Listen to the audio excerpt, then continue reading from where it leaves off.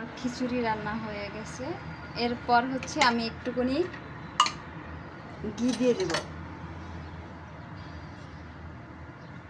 ঘিটা দিলে হচ্ছে খিচুড়িটা একটু জরজরা হয় আর গ্রানটাও অনেক দ্বিগুণ হয়, খেতেও খুব টেস্ট লাগে।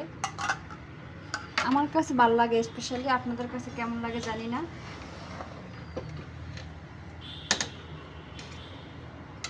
দিয়ে 5 মিনিটের জন্য রেখে দেবো।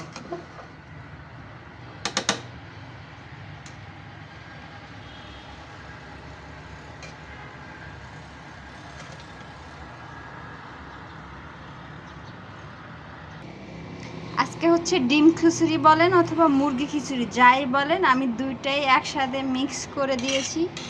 হঠাৎ করে খিচুড়ি খাওয়ার খুব ইচ্ছা হয়েছে, দেখি মাংসের পরিমাণটা খুব কম, তারপর হচ্ছে 2টা ডিম সেদ্ধ করে দিয়ে দিছি। যেহেতু আমরা মানুষ 2 জন, সেক্ষেত্রে আমাদের জন্য 2টা ডিমই যথেষ্ট। কেমন হয়েছে অবশ্যই কমেন্ট করে জানাবেন। আল্লাহ হাফেজ।